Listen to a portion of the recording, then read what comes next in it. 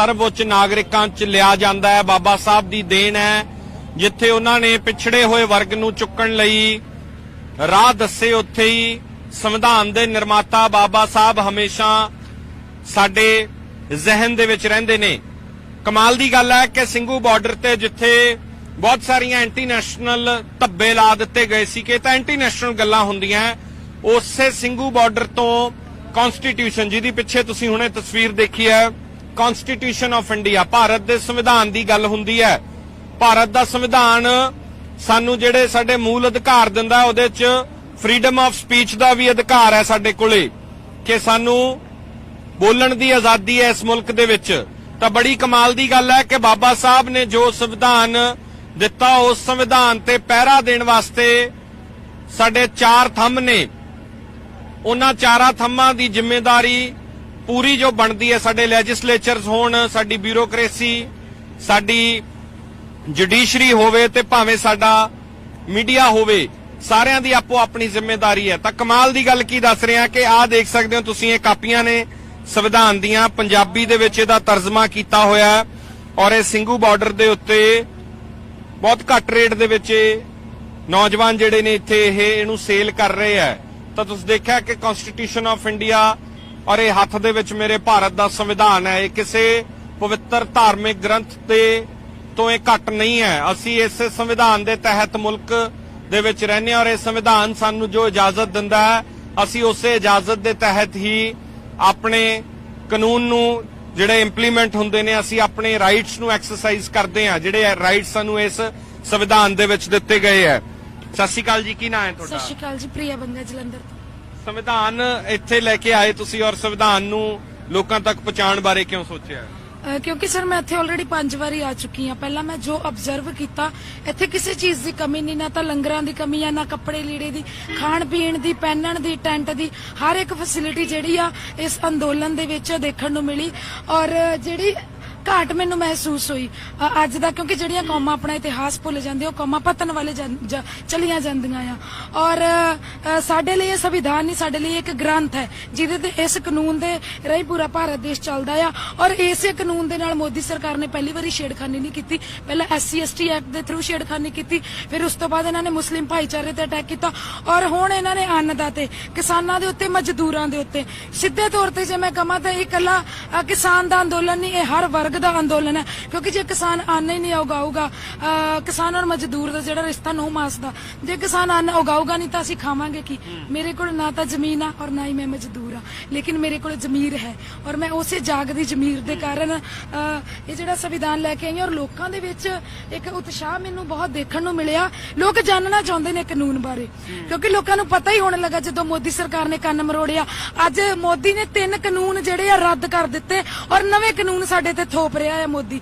और असी जिहड़ा आ ये होण नहीं देना, क्योंकि जदों जदों भी देश नूं जरूरत पई आ शहीदियां दी, कुर्बानियां दी, पंजाबियां ने हमेशा अगे होके जिहड़ा आ फ्रंट लाइन ते होके शहीदियां दित्तियां आ। लोग खरीद रहे हैं संविधान दीयां कॉपीआं। लोकां दे असी कल ये पढ़दा चुक्या, असी सोचा सी असी किसान जथेबंदियां तो इहदी ओपनिंग करवावांगे, असी रीबन कटावांगे, लेकिन जदों असी इहनूं चुक्या तुसीं देख सकदे असी सारे इत्थे सारिआं नूं इक माले च परोया होया। और पर्दा चक्कण दे सार साडे कोल इन्ना रच पै गया लोकां दा कि सानू समा ही नहीं मिलिया इनू ओपनिंग करन दा। और बहुत उत्साह देखण नूं मिल रिहा लोकां दा। पिछे लिखिआ इहदे ਅਸੀਂ ਪੜਾਉਣਾ ਚਾਹੁੰਦੇ ਹਾਂ ਕਿ ਸੰਵਿਧਾਨ ਚਾਹੇ ਕਿੰਨਾ ਵੀ ਚੰਗਾ ਹੋਵੇ, ਜੇ ਇਸ ਨੂੰ ਲਾਗੂ ਕਰਨ ਵਾਲੇ ਚੰਗੇ ਨਹੀਂ ਹਨ ਤਾਂ ਸੰਵਿਧਾਨ ਨਿਸ਼ਚਿਤ ਹੀ ਬੁਰਾ ਸਾਬਤ ਹੋਵੇਗਾ, ਅਤੇ ਸੰਵਿਧਾਨ ਕਿੰਨਾ ਵੀ ਬੁਰਾ ਕਿਉਂ ਨਾ ਹੋਵੇ, ਜੇ ਇਸ ਨੂੰ ਲਾਗੂ ਕਰਨ ਵਾਲੇ ਚੰਗੇ ਲੋਕ ਹਨ ਤਾਂ ਸੰਵਿਧਾਨ ਚੰਗਾ ਹੀ ਸਾਬਤ ਹੋਊਗਾ। ਇਹ BR ਅੰਬੇਦਕਰ, ਡਾਕਟਰ ਭੀਮ ਰਾਓ ਅੰਬੇਦਕਰ संविधान दे निर्माता ये गल लिख के गए है, तो सोचो किड्डी अज आयरनी है, ये गल सच साबित हो रही है। बिल्कुल जी, बिल्कुल सच साबित हुई आ। और इत्थे मैं एक गल जरूर कहना चाहूंगी कि चूहा चौधरी कोई भी छड्डना नहीं, किसान मजदूर कड़िकियां लाई बैठे, ओ कुत्ते भौंकदे काफला चलदा ए, हथ मोदी दी संगी नू पाई बैठे, गुट तोड़ने सने ही चमचियां दे। चमचा जिस भांडे च भी जांदा भांडा खाली कर दिंदा आ। और असीं चमचियां नूं कुछ नहीं कहना ਕਿਉਂਕਿ ਚਮਚਿਆਂ ਦੀ ਟੈਂਟ ਵਾਲੇ ਵੀ ਪਰਵਾਹ ਨਹੀਂ ਕਰਦੇ। ਉਹ ਕਹਿੰਦੇ ਚਮਚਾ ਹੀ ਸੀਗਾ, ਅਸੀਂ ਅਗਲੇ ਪ੍ਰੋਗਰਾਮ ਦੇ ਵਿੱਚ ਪੂਰਾ ਕਰ ਲਵਾਂਗੇ। ਚਮਚਿਆਂ ਨੂੰ ਕੁਛ ਨਹੀਂ ਕਹਿਣਾ, ਅਸੀਂ ਤਾਂ ਉਹ ਗੋਟੇ ਹੀ ਲਾ ਦੇਣੇ ਆ ਜਿਨ੍ਹਾਂ ਹੱਥਾਂ ਦੇ ਵਿੱਚ ਚਮਚਾ ਕੰਮ ਕਰ ਰਿਹਾ ਕਿ ਗੁੱਟ ਤੋੜਨੇ ਸਣੇ ਹੀ ਚਮਚਿਆਂ ਦੇ, ਅੰਗੂਠਾ ਸੰਗੀ ਤੇ ਰੱਤੂ ਹੁਣ ਧਰ ਦਿਆਂਗੇ। ਉਹ ਘਰ ਦੇ ਭੇਤੀ ਨੂੰ ਲੰਕਾ ਨਹੀਂ ਢਾਉਣ ਦੇਣੀ, ਜੰਮਣੋਂ ਬੰਦ ਭਵਿਸ਼ਣ ਕਰ ਦਿਆਂਗੇ। ਘਰ ਦੇ ਭੇਤੀ ਨੂੰ ਲੰਕਾ ਨਹੀਂ ਢਾਉਣ ਦੇਣੀ। ਇੱਕ ਹੋਰ ਚੀਜ਼ ਇੱਥੇ ਜਿਹੜੀ ਮੈਨੂੰ ਚੰਗੀ ਲੱਗੀ ਹੈ ਉਹ ਇਹ ਹੈ ਕਿ ਅੰਗਰੇਜ਼ੀ ਤੇ ਪੰਜਾਬੀ ਦੇ ਵਿੱਚ ਜਿਹੜੇ ਕਾਨੂੰਨਾਂ ਦੀ ਹੁਣ ਅਸੀਂ ਗੱਲ ਕਰ ਰਹੇ ਹਾਂ, ਅਕਸਰ ਬਹੁਤ ਸਾਰੀਆਂ ਗੱਲਾਂ ਅਸੀਂ ਕਰਦੇ ਹਾਂ। ਅਸੀਂ ਲੰਗਰ ਦੀਆਂ ਤਸਵੀਰਾਂ ਵੀ ਤੁਹਾਨੂੰ ਦਿਖਾ ਰਹੇ ਹਾਂ, ਹਰ ਇੱਕ ਇੱਥੇ ਵਰਤ ਰਿਹਾ ਕੌਤਕ ਤੁਹਾਨੂੰ ਦਿਖਾ ਰਿਹਾ। ਕੌਤਕ ਤੋਂ ਘੱਟ ਨਹੀਂ ਹੈ, ਜੇ ਇੱਥੇ ਆਓਗੇ ਤਾਂ ਤੁਹਾਨੂੰ ਮਹਿਸੂਸ ਹੁੰਦਾ ਹੈ। ਤਾਂ ਇਹ ਬਹੁਤ ਖੂਬਸੂਰਤ ਗੱਲ ਹੈ ਕਿ ਜਿਹੜੇ ਬਿਲਜ਼ ਨੇ ਜਿਹੜੇ ਨਵੇਂ, ਉਹਨਾਂ ਨੂੰ ਪੰਜਾਬੀ ਤੇ ਅੰਗਰੇਜ਼ੀ ਦੇ ਵਿੱਚ ਇਹਦਾ ਤਰਜਮਾ ਸਰਕਾਰ ਕੀ ਕਹਿ ਰਹੀ ਹੈ, ਇੱਕ ਪਾਸੇ ਉਹ ਲਿਖਿਆ ਹੋਇਆ ਔਰ ਦੂਜੇ ਪਾਸੇ ਹੈ ਕਿ ਸੱਚ ਕੀ ਹੈ। ਜਿਵੇਂ ਅੰਗਰੇਜ਼ੀ ਚ ਇਹਨਾਂ ਨੇ ਲਿਖਿਆ the government claims that the act will help in expanding the scope of trade of farmers produce from selected areas to any place of production collection aggregation। और फिर अगे रियलिटी भी दिती हुई है। तो ये बहुत खूबसूरत गल है, सारा ਇਹਦਾ ਹੀ ਦਿੱਤਾ ਲੋਕਾਂ। ਇਹ ਫ੍ਰੀ ਬਣ ਰਹੇ ਹੋ ਜੀ? ਇਹ ਜੀ ਫ੍ਰੀ, ਬਿਲਕੁਲ ਫ੍ਰੀ ਆਫ ਕਾਸਟ ਲੋਕਾਂ ਦੇ ਵਿੱਚ ਦੇ ਰਹੇ ਔਰ ਅਸੀਂ ਅੱਗੇ ਵੀ ਕਹਿ ਰਹੇ, ਕਿਉਂਕਿ ਕਾਫੀ ਸਾਥੀ ਜਿਹੜੇ ਇੱਥੇ ਆਏ ਹੋਏ ਆ ਉਹ ਕਹਿ ਰਹੇ ਆ ਕਿ ਮੋਦੀ ਸਰਕਾਰ ਸਾਡੀਆਂ ਜ਼ਮੀਨਾਂ ਖੋਣ ਨੂੰ ਫਿਰ ਰਹੀ ਆ। ਇਹਦੇ ਵਿੱਚ ਮੈਂ ਇੱਕ ਐਗਜ਼ਾਮਪਲ ਦੇ ਰਹੀ ਆ ਕਿ ਉਹ ਸਿੱਧੇ ਤੌਰ ਤੇ ਨਹੀਂ, ਉਹ ਸਿੱਧੇ ਤੌਰ ਤੇ ਜ਼ਮੀਨਾਂ ਖੋ ਰਹੀ ਆ। ਅੱਜ ਤੋਂ ਕਰੀਬ 2 ਸਾਲ ਪਹਿਲਾਂ ਰਿਲਾਇੰਸ ਨੇ ਜਿਹੜਾ ਆ ਮੋਦੀ ਸਰਕਾਰ ਨੇ ਰਿਲੀਜ਼ ਕੀਤਾ ਸੀ ਅੰਬਾਨੀ ਅੰਡਾਨੀ ਦਾ। ਮੈਂ ਕਹਿੰਦੀ ਹੁੰਦੀ ਆ ਕਿ 15 ਲੱਖ ਲੈ ਕੇ ਦੌੜ ਗਿਆ ਇੱਕ ਚੌਂਕੀਦਾਰ ਜੀ, ਅੰਬਾਨੀ ਅੰਡਾਨੀ ਦਾ ਪੱਕਾ ਆ ਯਾਰ ਜੀ। ਕਿਉਂਕਿ ਮੋਦੀ ਸਰਕਾਰ ਹਮੇਸ਼ਾ ਪੂੰਜੀਪਤੀਆਂ ਨੂੰ ਜਿਹੜਾ ਆ ਅੱਗੇ ਵਧਣ ਦੇ ਵਿੱਚ ਸਹਿਯੋਗ ਕੀਤਾ ਔਰ ਮਜ਼ਦੂਰ ਵਰਗ ਚਲੋ ਮੰਨ ਲੈਂਦੇ ਆ ਕਿ ਇਹ ਬਿੱਲ ਜਿਹੜੇ ਆ ਜਦੋਂ ਇਹ ਬਿੱਲ ਲਾਗੂ ਹੋ ਗਏ ਨਾ, ਕਿਸਾਨ ਭਾਈਚਾਰਾ ਤਾਂ ਆਪਣੇ ਜੋਗੀ ਫਸਲ ਜਿਹੜੀ ਆ ਖੇਤਾਂ 'ਚ ਬੀਜ ਕੇ ਗੁਜ਼ਾਰਾ ਕਰ ਲੂਗਾ, ਲੇਕਿਨ ਉਸ ਮਜ਼ਦੂਰ ਦਾ ਕੀ ਹੋਊਗਾ ਜਿਹੜਾ ਉਸ ਕਿਸਾਨ ਦੇ ਸਿਰ ਤੋਂ ਚੱਲਦਾ, ਜਿਹੜੇ ਕਿਸਾਨ ਦੇ ਖੇਤਾਂ 'ਚੋਂ ਚੱਲਦਾ ਆ, ਉਹ ਮਜ਼ਦੂਰ ਤਾਂ ਦੱਬਿਆ ਜਾਏਗਾ। ਇਹ ਬਿੱਲ ਸਾਡੇ ਪਿੰਡਾਂ ਦੇ ਵਿੱਚ ਜਿਹੜਾ ਮੱਕੀ ਦਾ ਆਟਾ ਮਿਲਦਾ 30 ਜਾਂ 40 ਰੁਪਏ ਕਿਲੋ ਮਿਲ ਜਾਂਦਾ ਆ, ਔਰ ਜਦੋਂ ਅਸੀਂ ਰਿਲਾਇੰਸ ਮਾਲ ਦੇ ਵਿੱਚ ਦੇਖਦੇ ਆ ਤਾਂ ਉਹੀ ਮੱਕੀ ਦਾ ਆਟਾ ਸਾਨੂੰ 150 ਰੁਪਏ ਕਿਲੋ ਮਿਲ ਰਿਹਾ। ਤੁਸੀਂ ਦੇਖੋ ਆਉਣ ਵਾਲੇ ਸਮੇਂ ਦੇ ਵਿੱਚ ਰੋਟੀ ਖਾਣਾ ਤਾਂ ਦੂਰ ਦੀ ਗੱਲ ਆ, ਮੱਕੀ ਦਾ ਆਟਾ ਕਿਲੋ ਲੈ ਕੇ ਅਸੀਂ ਸਾਗ 'ਚ ਅੱਲਣ ਨਹੀਂ ਪਾ ਸਕਦੇ। ਇਹੋ ਜਿਹੇ ਹਾਲਾਤ ਆ ਜਾਂਦੇ। ਇੱਕ ਵਾਰੀ ਮੈਂ ਇਹ ਦੱਸ ਦਿੰਨਾ, ਤੁਹਾਨੂੰ ਸੁਣਾ ਦਿੰਨਾ।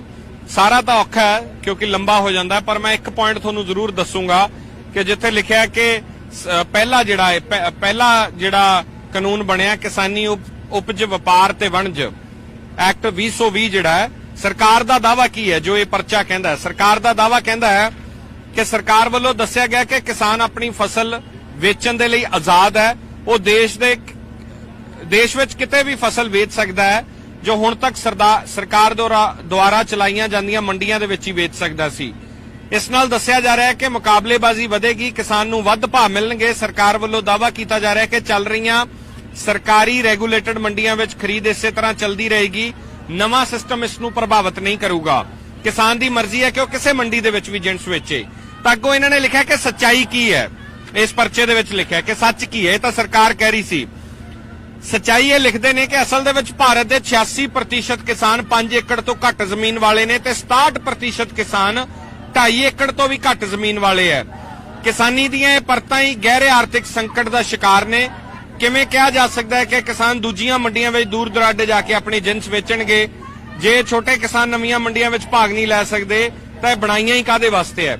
ਤਾਂ ਇਹ ਸਾਰੇ ਤਿੰਨੋਂ ਐਕਟ ਨੇ ਜਿਹੜੇ, ਤਿੰਨੋਂ ਕਾਨੂੰਨ ਜਿਹੜੇ ਨੇ, ਭਾਵੇਂ ਉਹ ਕੀਮਤ ਗਰੰਟੀ ਤੇ ਖੇਤੀ ਸੇਵਾਵਾਂ ਸੰਬੰਧੀ ਹੋਵੇ, ਭਾਵੇਂ ਜ਼ਰੂਰੀ ਵਸਤਾਂ ਸੋਧ ਐਕਟ ਹੋਵੇ ਜਿਹਦੇ 'ਚ ਜਮਾਖੋਰੀ ਦੀ ਇਜਾਜ਼ਤ ਦਿੱਤੀ ਗਈ ਹੈ, ਉਹ ਇਹ ਸਾਰੇ ਬਾਰੇ ਦੀ ਜਾਣਕਾਰੀ ਹੈ ਇੱਥੇ ਦਿੱਤੀ ਗਈ ਹੈ। ਔਰ ਨਾਲ ਹੀ ਨਾਲ ਬਾਬਾ ਸਾਹਿਬ ਅੰਬੇਦਕਰ ਦੇ ਉਸ ਕੋਟ ਨੂੰ ਆਖਰ ਦੇ ਵਿੱਚ ਜ਼ਰੂਰ ਕਿ ਸੰਵਿਧਾਨ ਭਾਵੇਂ ਕਿੰਨਾ ਵੀ ਚੰਗਾ ਹੋਵੇ, ਜੇ ਲਾਗੂ ਕਰਨ ਵਾਲੇ ਚੰਗੇ ਨਹੀਂ ਤਾਂ ਸੰਵਿਧਾਨ ਨਿਸ਼ਚਿਤ ਰੂਪ 'ਚ ਹੀ ਬੁਰਾ ਸਾਬਤ ਹੋਵੇਗਾ, ਤੇ ਜੇ ਕਿੰਨਾ ਵੀ ਬੁਰਾ ਕਿਉਂ ਨਾ ਹੋਵੇ, ਜੇ ਲਾਗੂ ਕਰਨ ਵਾਲੇ ਚੰਗੇ ਨਹੀਂ ਤਾਂ ਚੰਗਾ ਸਾਬਤ ਹੋਊਗਾ।